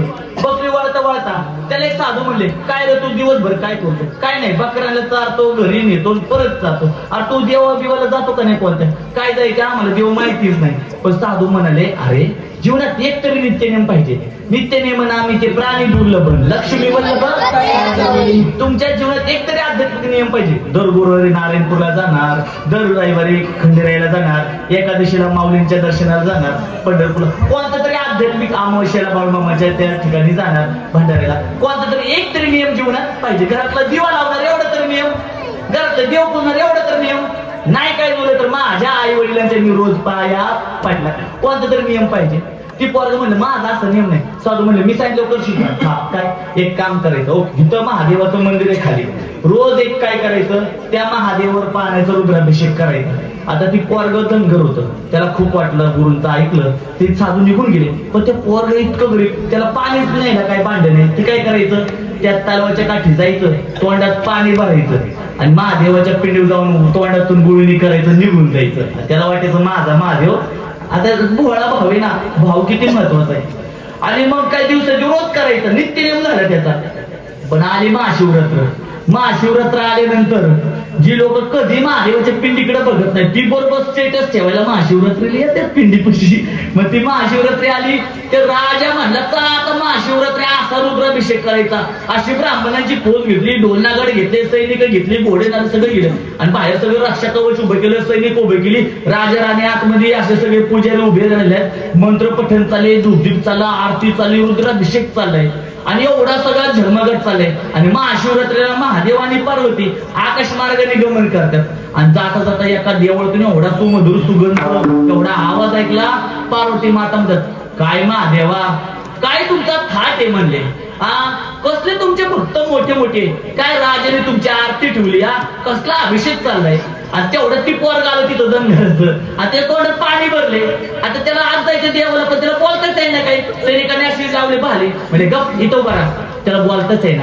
आणि देव म्हणले, अगं माझा जो खरा भक्त आहे ना, तो बाहेर ताटकळून तू भरायलाय. पार्वती माता म्हणले, काय बोलता देवा, त्याचं काय खरा भक्त, इथं बघा कसला झगमग, ह्याच्यापेक्षा राजापेक्षा कोण खरा भक्त असणार आहे. देव म्हणले, तुला बघायचंय का? म्हणली बघायचंय. आता महादेवाने संकल्प केला, वायुदेवाला आज्ञा दिली, असं मंदिर सगळं हालायला लागलं, वादळ वारं सुटलं, ब्राह्मण एका कोपऱ्याला, राजा एका कोपऱ्याला, सैनिक पळून गेली, सगळं मंदिर ढासा दगडाचं हालायला लागलं, सगळी शिळा पडतात काय म्हणून सगळी लोक पळून गेली. तेवढ्यात त्याला बगल सापडली, त्या पोराला ती धावत गेलं, महादेवाच्या पिंडीवर पाण्याचा रुद्राभिषेक केला आणि महादेवाच्या पिंडी अशी मिठी मारली. त्याला एकच वाटायचं, देऊळ जर पडलं तर माझ्या महादेवाचं होणार कसं. हा भाव देवाला लागतो. तेवढा भाव आपल्या हृदयामध्ये पाहिजे. एक जीवनामध्ये नित्यनेम ठेवा. घरात दिवा लावणार नित्यनेम पाहिजे, बरोबर का नाही? अनेकांचा नित्यनेम असतो, रानात गेल्यावर बाण कोरणार, आता काय बोलत म्हणजे असे अनेकांचे काय ना काय नित्यनेम असतात. पण आपला नित्यनेम चांगला पाहिजे. सांगण्यासारखं खूप आहे. राजारामचं मला या लोकांना सोडूशीच वाटना. होय पोरांना आपल्या संस्थेपेक्षा किती मनापासून ऐकतात, आपल्यामुळे ऐकतात का नाही. साधू संतांचे विचार, आमच्या वक्तृत्वात तेवढी कुठली ताकद. पण तुकोबराय सांगतात, त्या लेकरांची मला सेवा करायची कोणत्या, जी लेकर आपल्या आई वडिलांची सेवा करतात. आमचे जयश्रीताई असतील, मीराताई असतील, आमचे राजारामदादा सिद्धनाथ दादा असतील, आमच्या राणीताई असतील, आमच्या त्यांच्या दोन्ही सुनबाई असतील, मंदकिनीताई, हे आपल्या आई वडिलांची खूप मनापासून सेवा करतात. म्हणून एवढा समाज. मला सांगा, जर हे आमचे पिंगळे कुटुंब जर आपल्या अण्णांची अक्कांची सेवा करत नसतं तर मला सांगा तुम्ही इथं आला असतात का? तुम्ही काय म्हणलं असतं माहितीये का? हे अगं तुला माहितीये का ते स्वप्नील महाराजांचं कीर्तन आहे, त्या आपल्या राजाराम दादांनी सिद्धनाथ दादांनी मोठं तिथं मातृपितृ सोहळा ठेवलाय, चला जाऊ आपण कीर्तनाला. ए सुनंदे गप, नको त्या तसं तर नाही बरं का, त्या पोरांचं नको कौतुक सांगू, ती माहिती कशी आपल्या आई वडिलांना मान देतात उगत द्या अशी म्हणून आधीच नसते कोण. पण ज्या अर्थी तुम्ही एवढा समाज इथं जमलाय त्या अर्थाने छाती ठोकून सांगू शकतो, आपल्या आईवडिलांना देवाचं स्थान देणारी ही दोन्ही लेकी जोरदार टाळ्या, जोरदार टाळ्या. आणि मी स्वतःला भाग्यवान समजतो, मी अशा सोहळ्याला कीर्तन करतोय की ज्या लेकरांनी आपल्या आई वडिलांमध्ये देव बघितलाय. या पोराला माहिती माझी प्रतिज्ञा काय, मी देवाला म्हणले, देवा विठ्ठला मला तू दर्शन नाही दिलं तरी चालेल, पण प्रत्येक लहान लेकराच्या हृदयामध्ये त्याच्या आई वडिलांमधलं विठ्ठल दाखवल्याशिवाय मी शांत बसणार नाही. आणि 1 2 3 नाही, आजपर्यंत जवळपास 600 शाळांमध्ये जाऊन आई वडिलांचं पोराला महत्व सांगितलं आणि मातृ पूजन सोहळा करून घेतला. आई वडिलांच्या डोळ्यातले आसू पाहिलं, मला ऊर्जा प्राप्त झाली, लेकरांचं प्रेम आई वडिलांना व्यक्त झालेलं पाहिलं. आणि त्यामध्ये तुमची ही पण शाळा होती बरं का. आता मी इथल्या शाळेत गेलो नाही आत्ता, पण मी तुम्हाला सांगतो, ज्या वेळेस आपल्या 2014 माझी नुकतीच 10वी झाली आणि त्या कॅनलच्या जवळ कुठेतरी शाळा आहे, त्या शाळेमध्ये हायस्कूल होतं, तिथं मी आलतो. तिथं मुलांना हा सोहळा घेतला, त्याला आता झाले 11-12 वर्ष झाली.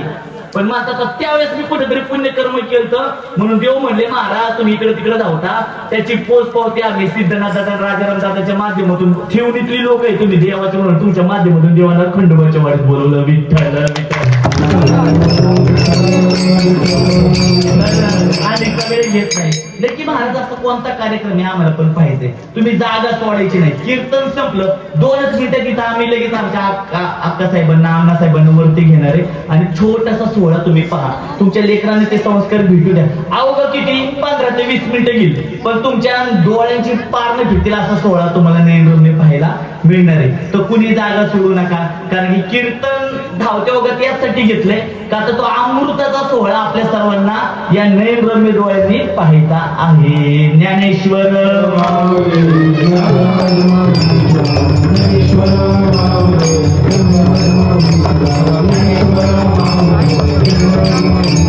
विठ्ठल जय जय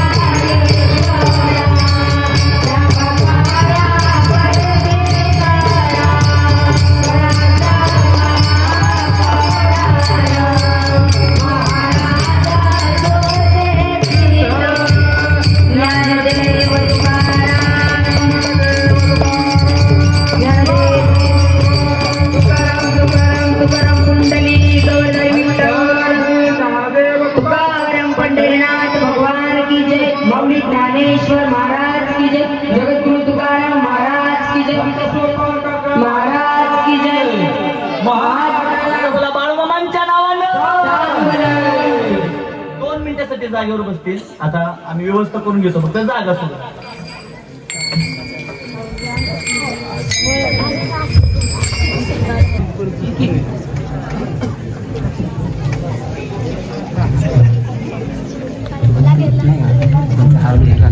केक बी कापताना केवढंच घे, बाकी नको आहे, फक्त उघड हे तर आणणार आहे.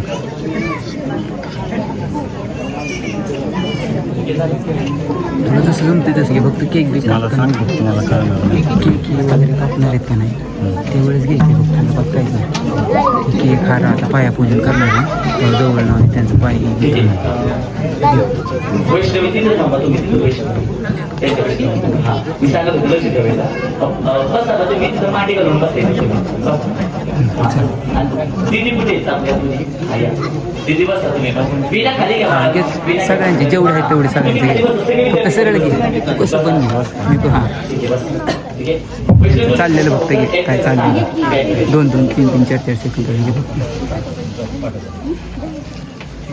ताईंना जागा करा थोडं पुढच्या मागे घेतलं तरी चालतं थोडं पुढच्या मागे होतच नाही त्याचं लाईव्ह चालू आहे इथं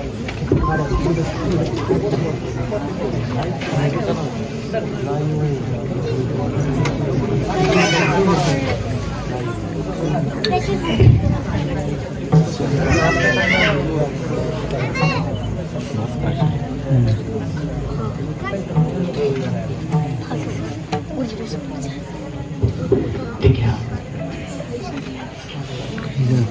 पहा आज आपण जो सोहळा साजरा करतोय हा सोहळा तुम्ही फार गर्दी आपल्या घरी स्वतःहून करून घ्यायची वॉरला एवढी बुद्धी नाही आम्ही तुमच्यापर्यंत पोहोचल एवढं आम्हाला पण शक्य नाही पण आपण तो आज का या ठिकाणी पाहणार व्हिडिओच्या माध्यमातून तुम्हाला पण पाहता येईल तर आपल्या हिंदू संस्कृतीमध्ये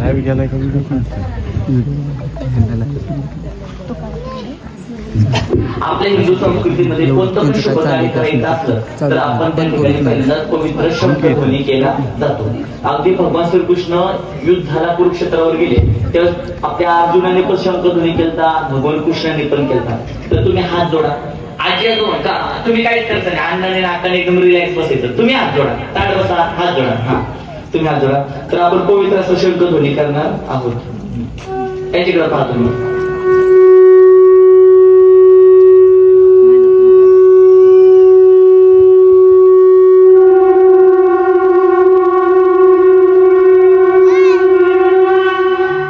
ठीक आहे आता आपण आपल्या अण्णांना नाटकांना विनंती करणार आहे की आम्हाला तुमचं पूजन करायचंय त्यासाठी तुम्ही आम्हाला अनुमती द्या ज्या तिथे आपल्या समोर येऊन बसले त्या त्यांनी आपल्याला अनुमती दिली पण हा जोडून तुम्ही त्यांच्याकडे पाहिजे तुमच्या वतीने एक श्लोक लावतो माता पिता को स्वच्छ तथा ऊंचे आसन पर बिठाएं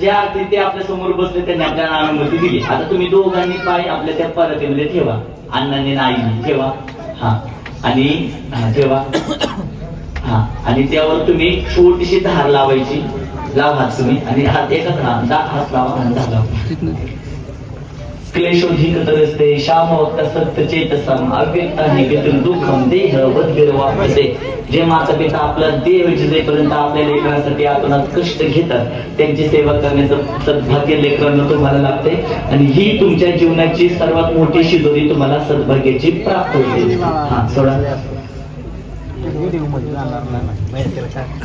ठीक आहे आता त्याला हा आता काय करायचं आपल्या हा पुसून घ्यायला काय का पुसून घ्या परत बाजूला ठेवा परत बाजूला घ्या आणि आपल्या उजव्या हाताच्या कर्णिशेचं जे बोट आहे त्या बोटाने तुम्ही हळदी कुंकू पहिल्यांदा त्यांना मस्तकावर लावायचे नंतर पायाला नंतर पाय पहिल्यांदा मस्तकाला लावा सर्वांनी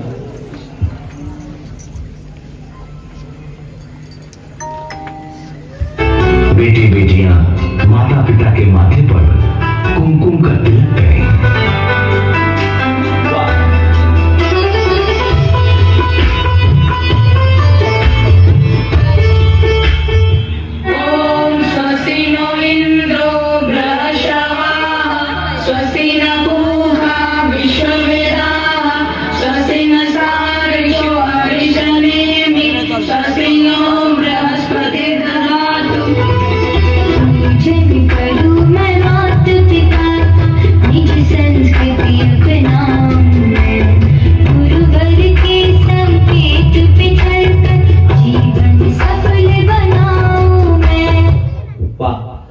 आता त्यामध्ये तुमच्या ताटामध्ये काही अक्षदा आहेत त्या अक्षदा आणि फुलं व्हायची आणि हार प्रेमाने आपल्या आई बाबांच्या गळ्यात घालायचंय तुम्ही.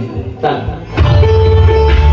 माता पिता के सिर पर पुष्प एवं अक्षत चढ़ाए।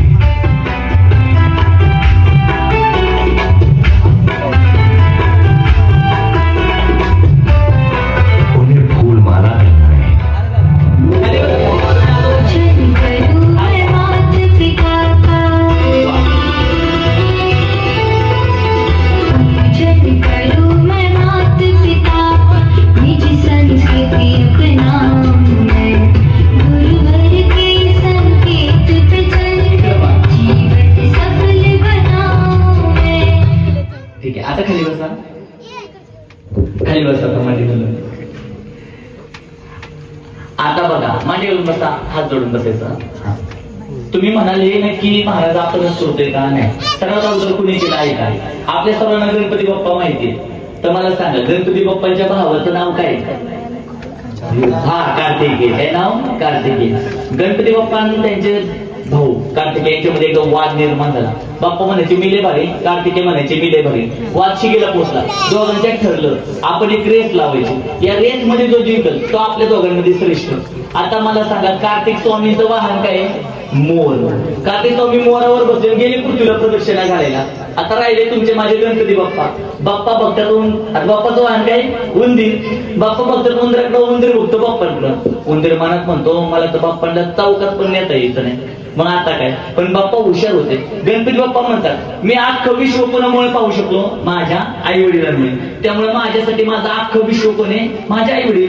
गणपती बाप्पा जातात, आपल्या आई वडिलांच्या चरणाला स्पर्श करतात, 1-2 नाही तब्बल 7 प्रदक्षिणा घालतात.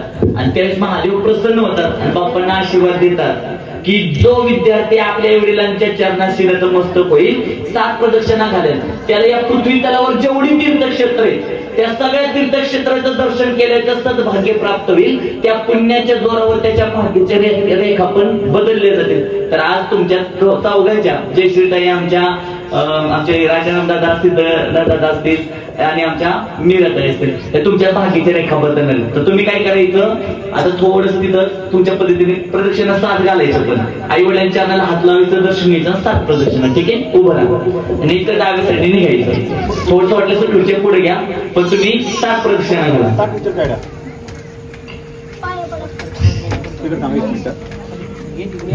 श्री गणेश जी ने अपने माता पिता की परिक्रमा कर आशीर्वाद पाया। ऐसे ही हम भी अपने माता पिता की 7 परिक्रमा करें, इससे पृथ्वी परिक्रमा का फल प्राप्त होता है। यानी गानी च पापानि जन्मांतर कृतानि च तानि सर्वाणि नश्यन्तु प्रदक्षिणः पदे पदे.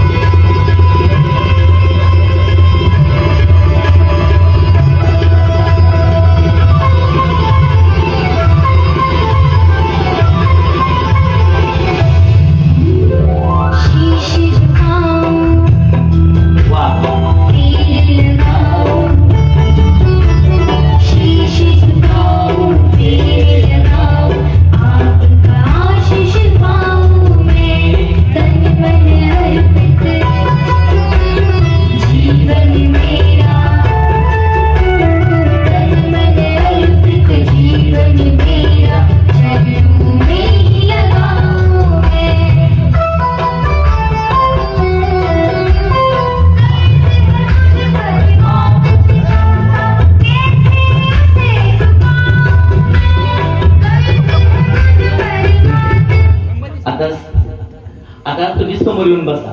आता बसा समोर येऊन, ताई या पुढे बसा. तिथंच खाली तुम्ही जागेवर बसा. आता आरती करायची आपल्याला, तिथं बसा मांडी घालून. हा, त्यांच्या समोर बसा. हा, थोडस. हा, आता थोडस जागामुळं अभावी.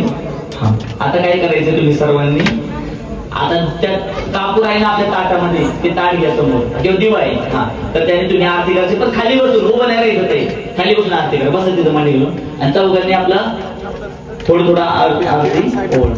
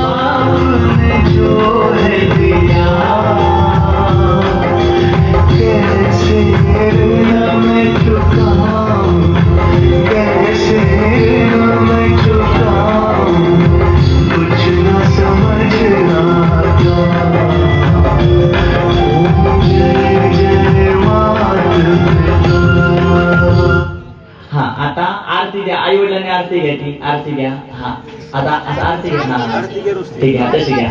आणि आपल्या सर्वांना त्या आरतीचा लोक काय असतो प्रसाद, तर तुम्ही तुमच्या हाताने त्यात साखर किंवा जे काही पेड असेल ते आपल्या हाताने आई बाबांना भरवा तुम्ही सगळ्यांनी.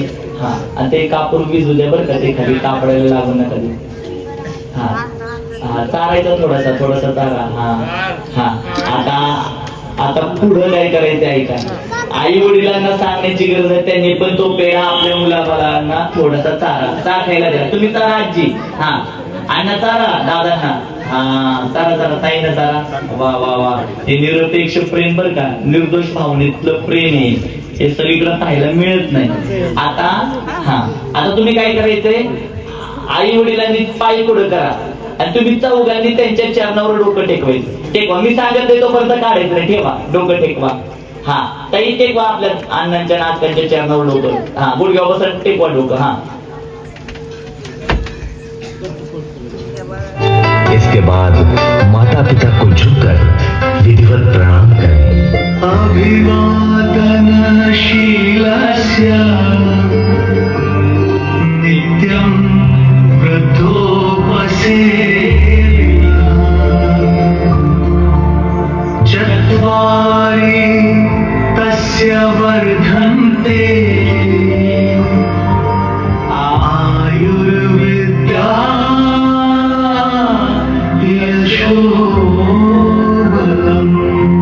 तसंच राहा. आणि तुम्ही दोघांनी हात त्यांच्या डोक्यावर ठेवा. हा आज तुमच्या हाताच्या बोटांच्या अग्रभागातून मुलांना देवतुल्य आशीर्वाद प्राप्त होतात.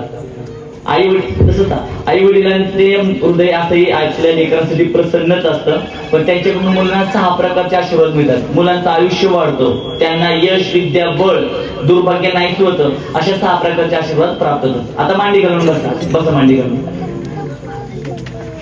आता आई वडील आता अण्णाला आईंना विनंती, तुम्ही पण तुमच्या उजव्या हाताच्या करणवीरच्या शेजारचे बोट आहे त्याला अनामिका म्हणतात, त्यांनी तुम्ही सर्वांनी या मुलांना कुंकू लावा अण्णाने आईने लावा त्यांना. अब माता पिता भाव विभोर होकर बच्चों के माथे पर तिलक करें. आणि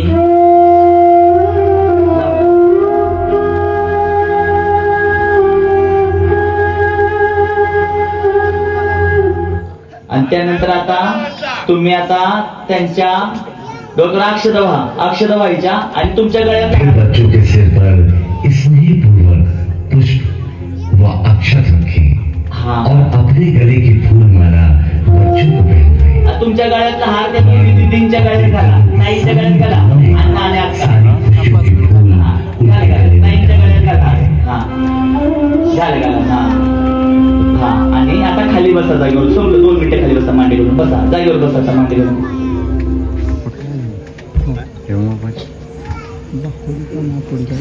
हा आणि हात जोडून आई वडिलांकडे बघा. आता मी सांगत नाही तो कोणतं बघायचं, तसंच एक टक पाहिजे.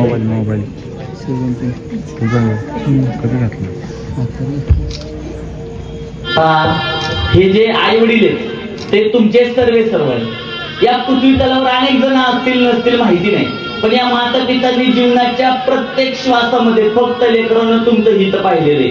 आज माता पितांचं पण हृदय गदगद झाले की ज्या लेकरांसाठी त्यांनी एवढ्या हाल अपेक्षा कष्ट भोगलं, आज त्या लेकरांनी त्यांच्या आई वडिलांना असा सोन्याचा दिवस अनुभवलाय. या जगामध्ये एवढं घृणित कृत्य करणारी लेकरं आपण पाहिली, पण असे देवतुल्य आई वडिलांची सेवा करणारे श्रावण बाळासारखी, मुक्ताई मातेसारखी, ज्ञानोबाईसारखी लेकरं आज सिद्धनाथ दादा असतील, जयश्री असतील, मीराताई असतील, आमचे राजाराम दादा असतील, यांच्या भावनेतून अण्णांच्या आत्यांची सेवा करताना आपण पाहतोय. खुर्ची बसणारे अण्णा आणि आई यांची जीवनात लग्न होण्याअगोदर खूप मोठी स्वप्न होती, त्यांनी ती पूर्ण करण्याचा प्रयत्न देखील केला. पण आमचे राजाराम दादा, सिद्धनाथ दादा, मीराताई, जयश्रीताई, बाळांनो तुमचा जोपर्यंत जन्म होत नव्हता तोपर्यंत त्यांची मोठी स्वप्न होती, पण ज्या क्षणाला तुमचा जन्म झाला तिथून पुढे त्यांच्या जीवनाचं एकच स्वप्न, आमच्या मुला बाळांची जी स्वप्न असतील ती पूर्ण करायची. त्यासाठी त्यांनी झगडले आणि आज तुम्हाला हा सोन्याचा दिवस पाहता येतोय. तुम्ही दोघी चांगल्या संसारामध्ये रत आहात. त्या ठिकाणी त्यांनी अनेक हालापेष्टा सोसल्या, पण कधी आपल्या मुलींना दाखवलेल्या नाही. ते आमचे राजाराम दादा असतील, आमचे सिद्धनाथ दादा असतील, यांना देखील संसारामध्ये कायम सेवा करणाऱ्या त्यांच्या दोन्ही सुनबाई मंदाकिनीताई, राणीताई यांना देखील माथे प्रमाण प्रेम देणाऱ्या आमच्या आक्का साहेब आहेत. त्यांनी संसार त्या ठिकाणी जपलेला आहे, म्हणून आज हा सोन्याचा दिवस तुम्ही आम्ही सारे पाहतोय. तुम्ही लेकरांनो आज अशा पुण्यातून परिपाक होत आहे की येणाऱ्या काळामध्ये भगवंतच नाही तयाचा हरिक वाटे देवा, कारण पोटी भार वाहे त्याचे सर्वच वेळीच आहे. ज्या मातेने आपलं उभं आयुष्य लेकरांसाठी नव्याने आपल्या सौंदर्याचं बलिदान ज्या मातेने केलं, त्या मातेची सेवा करण्याचं भाग्य लेकरांनो तुम्हाला प्राप्त झाले. बरं, हे सेवा करताय तुम्ही कोणत्या कोपऱ्यात कोणत्या घरात जाऊन नाही करत आहे, सर्व गावासमोर, समाजासमोर, नातेवाईकांसमोर आपल्या आई वडिलांची चरणी नतमस्तक होत आहे, त्यांची सेवा करताय, त्यांना प्रदक्षिणा घालताय. हा कोणता देखावा नाहीये, तुमच्या हृदयात असणाऱ्या त्या भावना समाजाला आदर्शवत ठिकाणी घेऊन जाणारी वाट आज तुम्ही या समाजाला दाखवताय. खरं हे कुटुंब म्हणजे फक्त या खंडोबाच्या वाडीचंच आदर्शवत कुटुंब नाही, महाराष्ट्रातच नाही, अवघ्या विश्वातले दैवतुल्य असणाऱ्या मातृपितृ देवो भव याची भावना समजावून सांगणारं हे कुटुंब तुम्हा आम्हा सर्वांसाठी आदर्शवत आहे. आज पाहायला गेलं तर मुलं बाळ आई वडिलांना नको नको एवढे अपशब्द बोलतात, वयस्कर झाल्यानंतर त्यांना दूर लोटतात, पण तुम्ही जितकं वय वाढलं तेवढं आपल्या आई वडिलांना देवत्वाची भावनेतून सेवा करताय. खरंच या कुटुंबाचं जे उघडं कौतुक करावं तेवढं कमी. तर आता मी दोन्ही आई वडिलांना आणि मुलांना विनंती करतो, जागेवर उभं राहायचंय आणि तुम्ही त्यांच्या गालावरून हात फिरवायचा. आई बहीण बाबांनी आमच्या दादांच्या, चला फिरवा गालावरून हात त्यांच्या, आणि त्यांना जवळ घ्यायचंय आणि एक शांत अशी मस्त मिठी मारायची सगळे मला. हे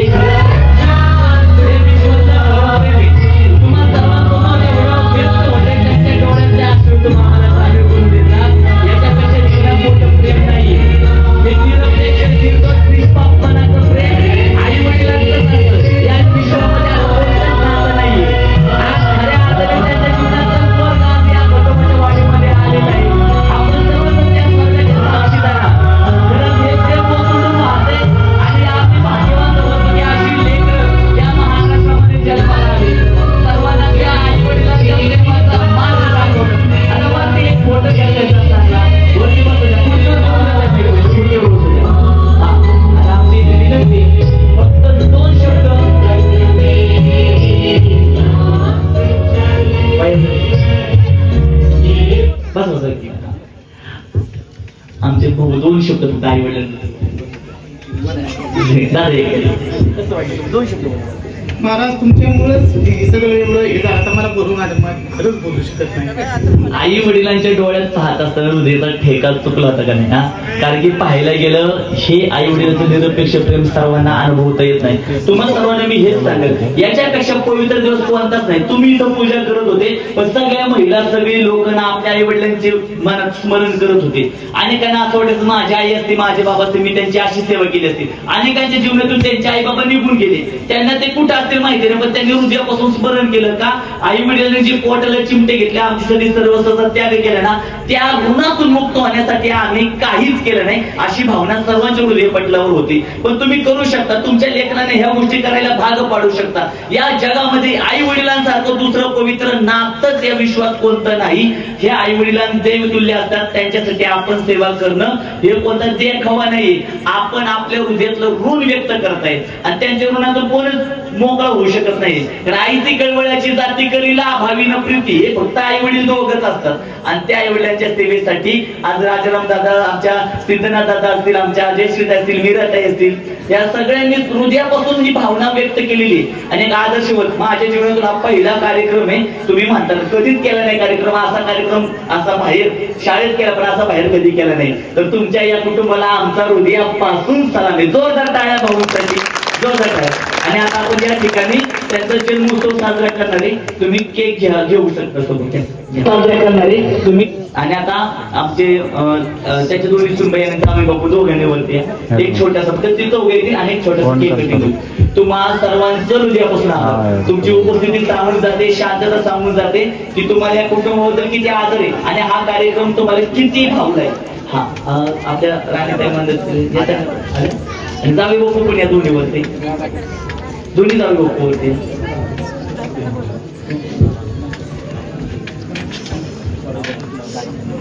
महिला चालेल महिला या 2 मिनिटं फक्त 2 मिनिटावरती वा या, या. हा.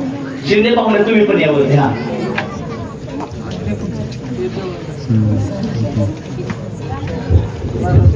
तुम्ही आता बोलायचं नाही या. इशारा करायचा आहे ना सर्वांना. तुम्ही यावरती सर्वांना आता तुम्ही शूट घ्या आमच्या सुनबाई नाही आले तुम्ही राणीताईंच्या या या ताई या इकडे चालू थोडस मागे पुढे थांबा इथं तुम्ही दोघी खाली बसा इथं ताई तुम्ही इथं खाली बसा इथे एक बसून इथे गेले असं चालू एक ताई इथे बसून करते राहते गो राहते ठीक आहे चला आता त्यांना कट करायला देते ठीक आहे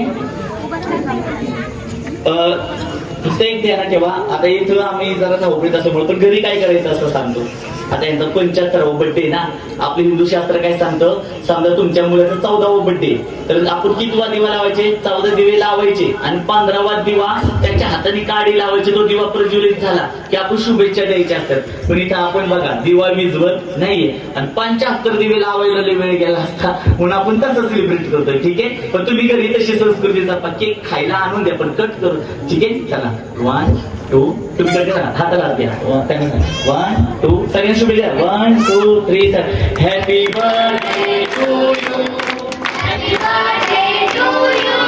Happy birthday. dear Anna happy birthday to you वाढदिवस आज अण्णांचा वाढदिवस आयुष्यवंत कीर्तिवंत वाढदिवसाच्या शुभेच्छा कुंडली गौरा विठ्ठल श्री ज्ञानदेव तुकाराम पंढरीनाथ भगवान की जय माऊली ज्ञानेश्वर महाराज की जय जगद्गुरु तुकाराम महाराज की जय संत सोपान काका महाराज की जय हर हर बोला बाळूमांच्या नावानं धन्यवाद जोरदार टाळ्यांच्यासाठी आणि याच ठिकाणी आपला हा सर्वांना विनंती आहे आता हा कार्यक्रम आपल्या इथं संपन्न झालाय पण कोणीच इथं भोजन केल्याशिवाय जायचं नाही अशी सर्व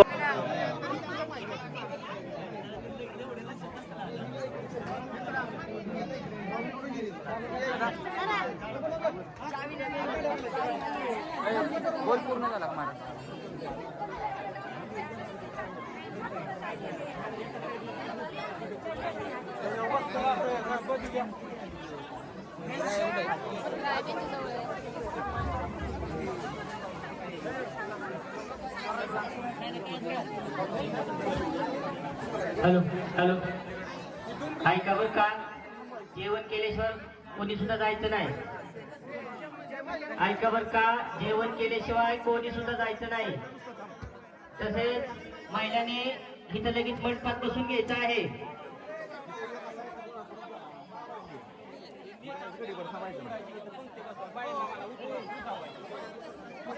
ऐका बरं का आरोग्य शिबिर चालू आहे ज्यांना तपासणी करायची असेल अशा ग्रामस्थ महिलांनी आरोग्य शिबिरासाठी मंदिरामध्ये यायचं आहे आरोग्य शिबिर मोफत आहे आज या अभिष्ट चिंतन सोहळ्यानिमित्त मोफत आरोग्य शिबिराचं आयोजन केलं आहे ज्यांना आरोग्याची तपासणी करायची असेल अशा सर्व महिला ग्रामस्थ यांनी या आरोग्य शिबिराचा लाभ घ्यायचा आहे तसेच महिलांना विनंती आहे आपण पंक्तीने बसून घ्यायचं आहे ऐका बर का महिलांची पंगत होऊ द्या आणि नंतर जेंट्स लोक बसू द्या तसेच तरुण मंडळाने वाढण्याची व्यवस्था करायची आहे ऐका बर का तरुण मंडळाने वाढण्याची व्यवस्था करायची आहे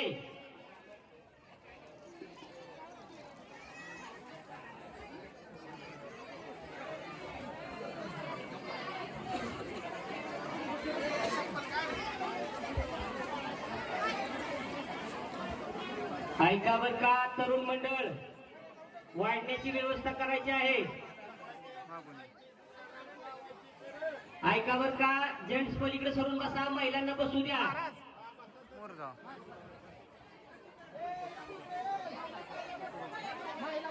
ऐका बरं का, महिलांना बसू द्या.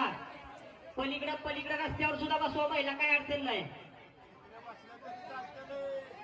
रस्त्यावर बसवल्या तरी चालतील महिलांना. रस्त्यावर बसू द्या महिलांना.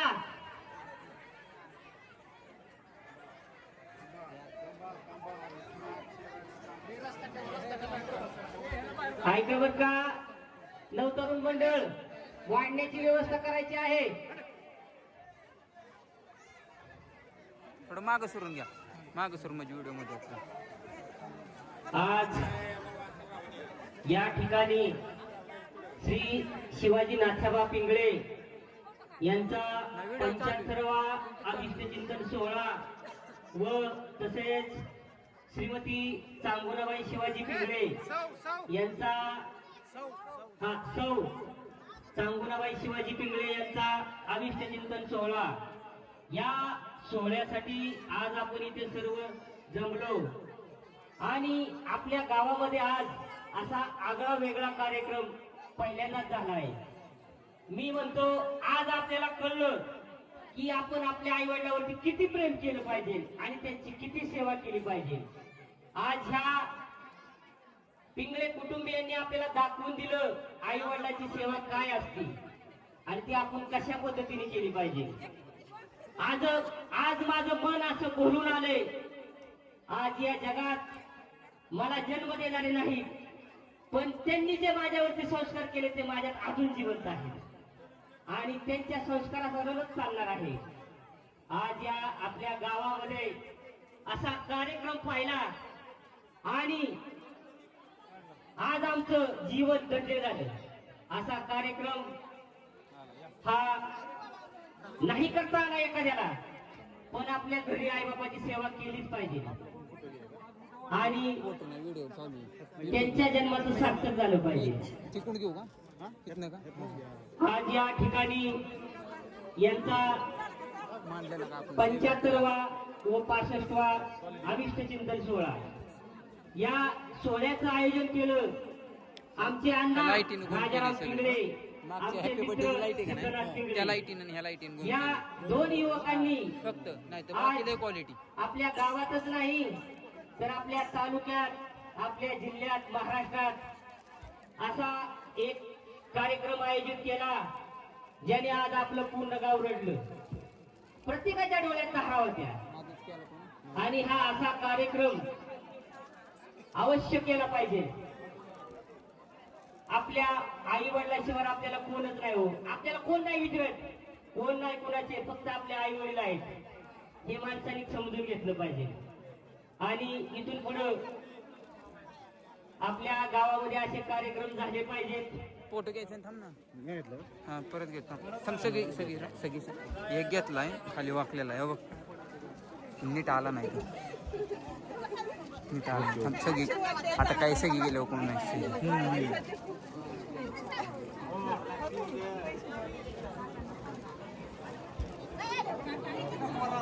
एक नंबर कार्यक्रम, सगळी रडल्यात. नवतरुण मंडळ, वाढण्याची व्यवस्था करायची आहे.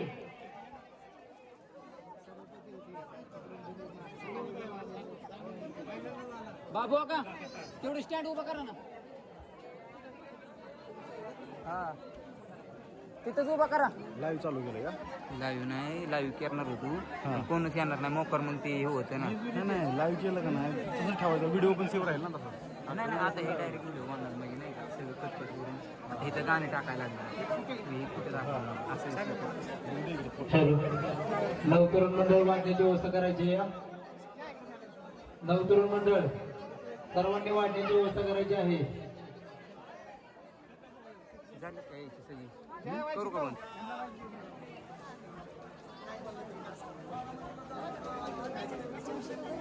आमच्या मोबाईल मध्ये घ्या, चांगला आहे कोणाचा चांगला मोबाईल लॉक नाही त्याला.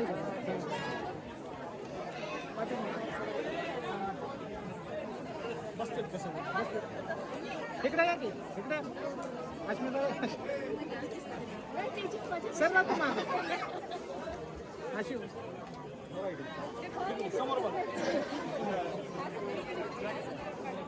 समोर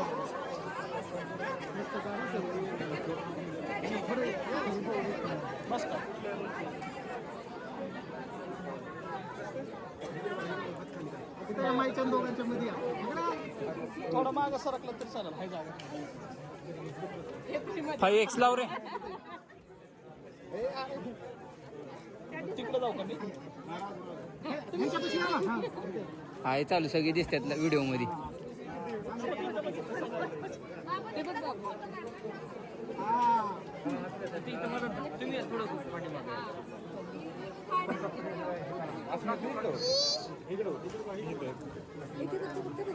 नाही नाही त्याचं नसतं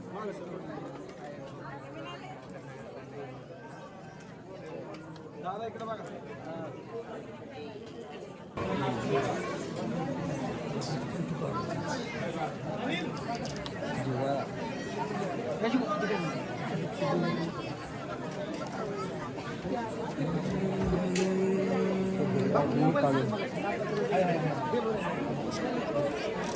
फोटो काढू नाही पुन्हा एक फोटो तसं नाही काढ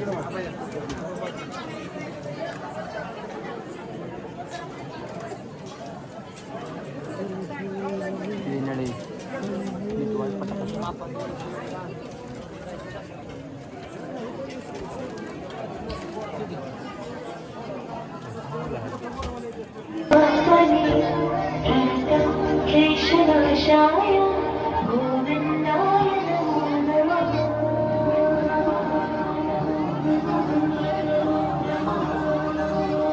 ॐ कृष्णाय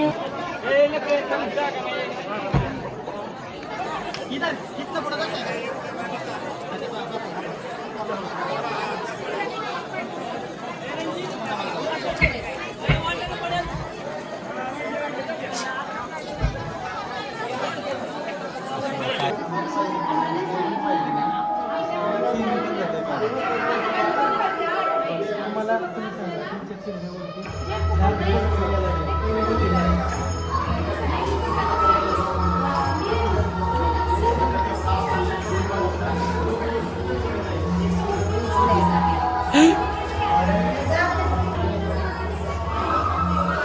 तुम्ही राहिला का